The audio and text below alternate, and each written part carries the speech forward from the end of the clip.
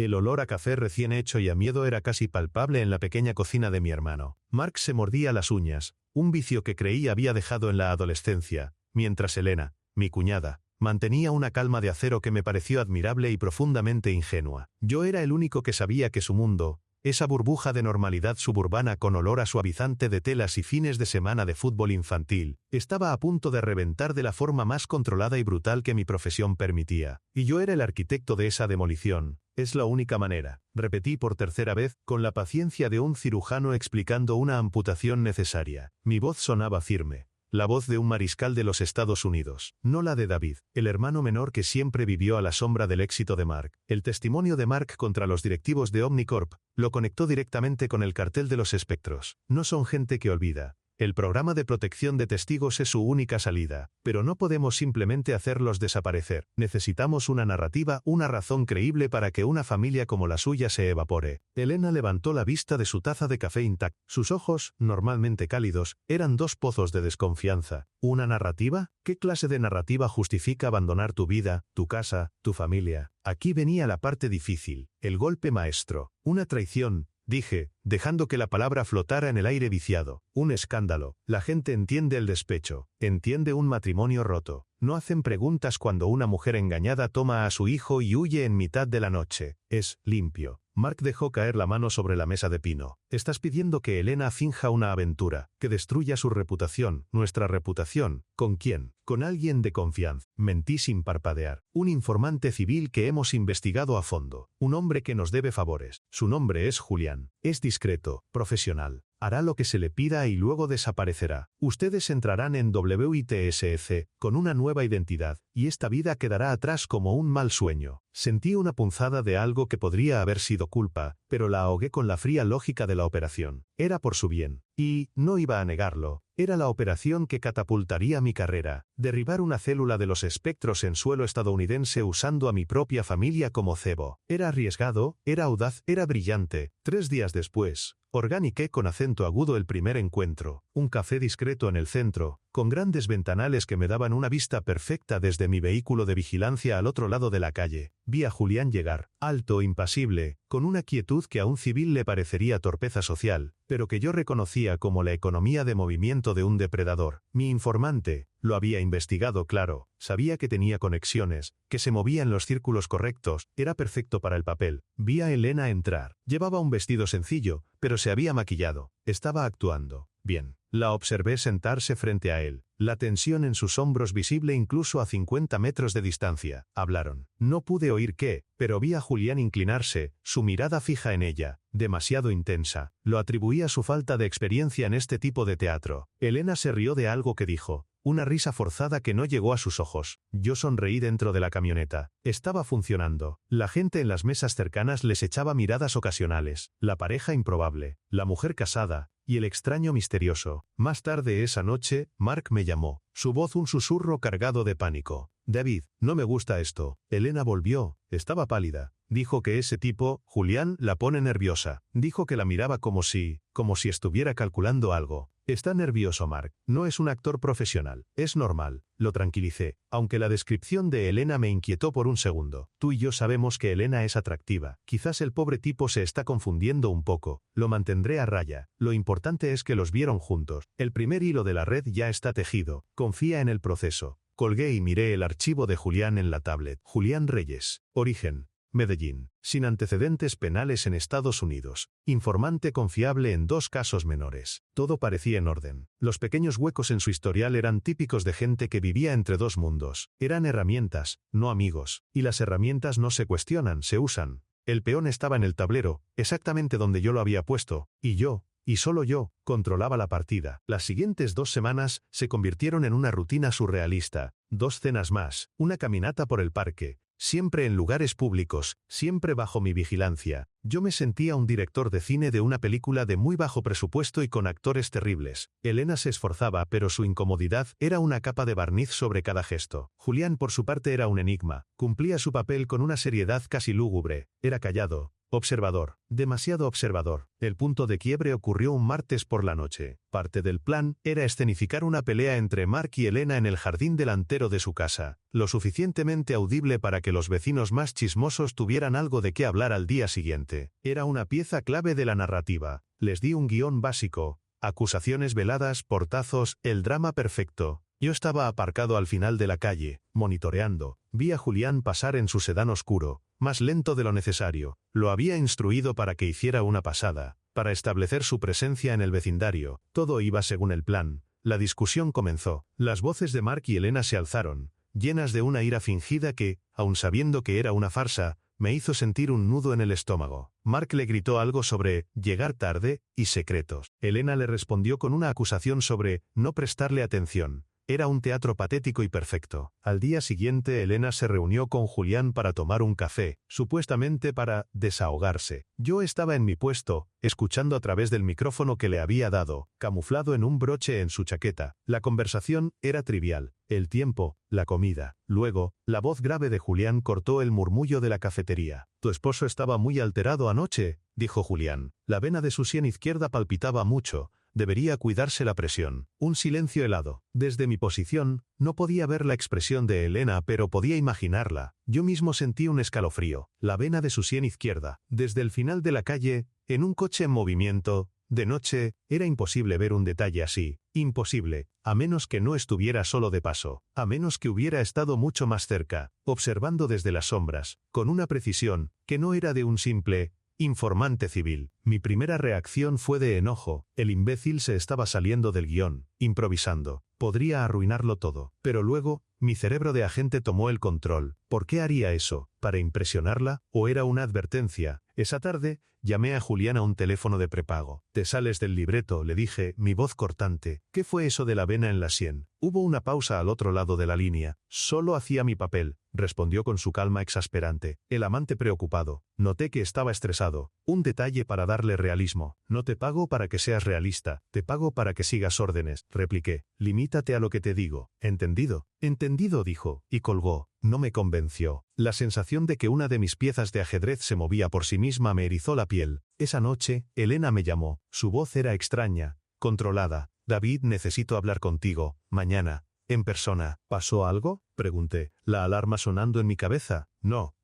Solo, creo que cometí un error estúpido. Dejé mi chaqueta en el coche de Julián, la del broche. Necesito recuperarla. Mi corazón dio un vuelco. El micrófono. Mierda, Elena. Ten más cuidado. Lo sé, fue una tontería. Estaba nerviosa, dijo ella. Ya lo llamé. Me la traerá mañana al mismo café. No te preocupes, fue un simple descuido. Un simple descuido. Qué frase tan inocente. Pero en mi mundo, los simples descuidos eran como grietas en un dique. Pequeñas al principio, pero con el poder de desatar una inundación catastrófica que lo arrasaría todo. Y yo estaba de pie, justo en medio del cauce del río, diciéndome a mí mismo que solo era un poco de agua. No tenía ni la más remota idea de que Elena no había cometido un error. Había colocado una trampa. Y el cebo era esa chaqueta. Cuando Elena me dijo que había recuperado la chaqueta, sentí un alivio que me pareció desproporcionado. «Todo en orden», me aseguró por teléfono, su voz más serena de lo que había estado en semanas. Julián ni siquiera se dio cuenta. Fue muy amable. La palabra amable sonó extraña, como una nota desafinada en una canción familiar. La atribuí a la tensión, al agotamiento de vivir una mentira. Estaba equivocado. No era agotamiento. Era el silencio calculador, de alguien que acaba de confirmar su peor pesadilla. Lo que siguió fue un cambio sutil pero profundo en Elena. De repente, su actuación en las citas con Julián mejoró drásticamente. Se reía con más naturalidad, lo tocaba en el brazo de vez en cuando, gestos de una intimidad incipiente. Desde mi furgoneta de vigilancia, lo veía y me sentía un genio. Mi plan estaba funcionando tan bien que la víctima se estaba volviendo una cómplice convincente. Un viernes por la tarde, Elena me llamó a la línea segura. «David, creo que tenemos una ventaja que no habíamos previsto». «¿A qué te refieres?», pregunté, mientras revisaba los planos de la operación de extracción final. «Julián, creo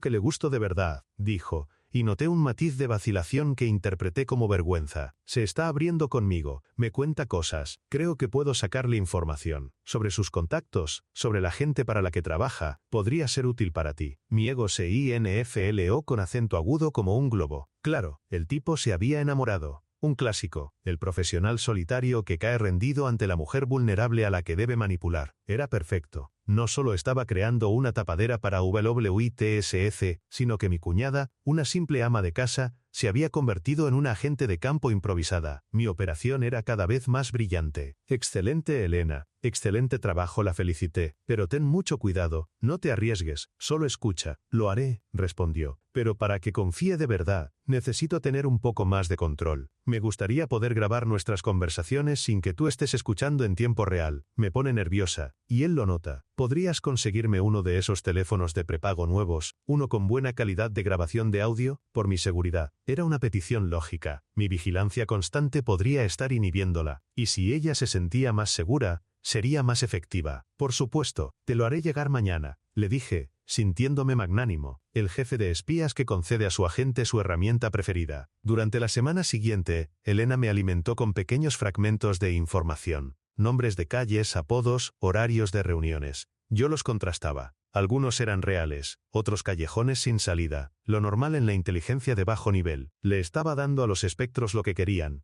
un rastro de migajas que los llevaría a una trampa. Mi trampa. Una noche, recibí un mensaje de texto de Elena en la aplicación encriptada Signal. Elena, me ha dicho que tiene que hacer un último trabajo, antes de desaparecer por un tiempo. Creo que es importante. Yo, intenta averiguar dónde y cuándo. Esto podría ser lo que esperábamos. Elena, lo intentaré. Está muy paranoico. Dice que nos veremos una última vez para despedirnos, en 2 días, en un lugar tranquilo, lejos de todo. Yo, perfecto. Consigue la ubicación. Es el final del juego, Elena. Después de esto, seréis libres. Me recliné en mi silla, una sonrisa de suficiencia en mi rostro. El pez había mordido el anzuelo. Julián iba a llevar a mi cuñada a un encuentro secreto, y yo tendría a mi equipo táctico cubriendo cada centímetro del lugar. Lo arrestaríamos a él y a cualquiera que se presentara. Sería una redada limpia, un éxito rotundo. Al día siguiente, Elena me envió las coordenadas. Un muelle abandonado junto al río. Un cliché, pero efectivo. Dice que es el único lugar donde se siente seguro para hablar, escribió. Le di luz verde, le di la confirmación, movilicé a mis equipos, preparé las comunicaciones. Me sentía como un dios moviendo las piezas de un universo que yo mismo había creado. Estaba tan concentrado en la trampa que iba a tender, que no me di cuenta de una verdad simple y aterradora. Yo no era el cazador. La trampa no era para Julián, era para mí. Y mi cuñada, la mujer a la que había subestimado, la que creía estar manipulando, estaba a punto de accionarla. El aire en el centro de mando móvil olía a café quemado y a la electricidad estática de 20 monitores. En la pantalla principal, un punto rojo parpadeante mostraba la ubicación del coche de Elena, acercándose al muelle abandonado. Tenía audio en vivo del nuevo teléfono que le había dado. Por ahora, solo el sonido de su respiración y el motor del coche. Mi equipo táctico, los halcones, estaba en posición, ocultos en los almacenes decrépitos que rodeaban el muelle. Estaba eufórico. El final de una operación impecable. Halcón 1 a control. Objetivo a la vista. Un solo vehículo. Susurró la voz del jefe del equipo en mi auricular. Recibido, Halcón 1. Mantengan posiciones. Esperen mi señal. Respondí. Mi voz era pura calma profesional. Escuché el sonido del coche de Elena deteniéndose. La puerta se abrió y se cerró. Luego, silencio. Un silencio que se alargó 10 segundos. 20, un minuto. Demasiado largo. ¿Elena? Susurré al micrófono, aunque ella no podía oírme. ¿Qué está pasando? Y entonces, el audio cobró vida. Pero no era la voz de Julián. Eran varias voces, hablando en un español rápido y crudo de Medellín. Y luego, la voz de Julián, clara y autoritaria, dando órdenes. Revisen el perímetro. Sector norte. ¿Despejado? No quiero sorpresas. El paquete llega en 5 minutos. ¿El paquete? ¿Qué paquete? Mi sangre se heló. Esto no era una despedida romántica. Esto era una transacción. Control. Aquí Halcón 1. La voz en mi oído era urgente. Tenemos movimiento. Múltiples vehículos aproximándose desde el sur. No son nuestros. En mi monitor, vi 3 puntos nuevos aparecer en el mapa, 3 camionetas negras que se dirigían a toda velocidad hacia el muelle. No pertenecían a los espectros. Su insignia, apenas visible con la cámara de largo alcance, era la de sus rivales mortales, el cártel de la serpiente. El infierno se desató. El audio del teléfono de Elena se convirtió en un caos de gritos y disparos de armas automáticas. El inconfundible tableteo de un AK-47, el estruendo de una escopeta. Oí a Julián gritar. Nos tendieron una trampa. Fuego de cobertura. Entren, entren, le grité a mi equipo. Es una emboscada. Aseguren al civil. Pero era demasiado tarde. El muelle se había convertido en una zona de guerra entre 2 cárteles. Mis hombres estaban atrapados en el fuego cruzado. Las comunicaciones se llenaron de gritos, de códigos de emergencia. David, ¿qué demonios está pasando? La voz de mi superior gritaba en otra línea. No podía responder. Mi mente corría a 1000 por hora, tratando de procesar lo imposible. ¿Cómo? ¿Por qué? ¿Quién? Elena. Busqué frenéticamente el rastreador de su coche en el sistema. El punto rojo seguía allí, inmóvil, pero el rastreador personal que le había puesto en el abrigo parpadeaba en una ubicación diferente, a 2 kilómetros de distancia, moviéndose a velocidad constante por la autopista, en dirección contraria. El coche del muelle estaba vacío. Era un señuelo. Traté de llamarla a su teléfono personal. Buzón de voz. A Mark. Buzón de voz. Una náusea helada subió por mi garganta. Me había utilizado. Me había convertido en su peón. Usó mi operación, mis recursos, mi arrogancia, para orquestar una guerra de cárteles y crear la distracción perfecta para su propia fuga. La información que me dio, las migajas de pan, no eran para los espectros, eran para sus rivales. Ella los había llamado. Ella había montado todo el escenario. Me quedé mirando las pantallas, las luces tácticas parpadeando inútilmente sobre un mapa de caos. Las imágenes de las cámaras térmicas mostraban figuras cayendo. El sonido de las sirenas se acercaba, mi desastre personal a punto de convertirse en un espectáculo público. En el reflejo oscuro de un monitor apagado, vi mi propio rostro, pálido, sudoroso, con los ojos desorbitados. No era el rostro de un maestro estratega, era el rostro de un idiota que había puesto una pistola en la mano de su cuñada, y le había enseñado dónde estaban todos sus enemigos. Justo en ese momento, mi teléfono seguro vibró. Un mensaje de un número desconocido. Lo abrí con manos temblorosas. Era una foto. Mark y mi sobrino, Lucas, sentados en un banco de una estación de autobuses anónima. Lucas dormía en el regazo de su padre. Mark miraba a la cámara con una expresión que no pude descifrar. Debajo de la foto, una sola línea de texto. Nos salvaste, David, a tu manera. El aire abandonó mis pulmones en un silbido. La ironía era tan brutal, tan perfecta, que me dobló por la mitad. Los había salvado, sí, pero no de los espectros. Los había salvado de mí. El informe oficial lo calificó como una operación de inteligencia que se vio comprometida por la interferencia de una facción criminal imprevista, resultando en múltiples bajas enemigas pero fallando en su objetivo principal. Un lenguaje burocrático y estéril para describir el apocalipsis de mi carrera. Me suspendieron indefinidamente, pendiente de una investigación interna que todos sabíamos que terminaría con mi placa y mi pensión. Me quitaron el arma, el acceso, la identidad. Dejé de ser el mariscal David Kent, para convertirme simplemente en David, el hombre que lo había perdido todo por volar demasiado cerca del sol. Una semana después del tiroteo en el muelle, usé una llave que aún no había devuelto para entrar en la casa de mi hermano. El silencio era total,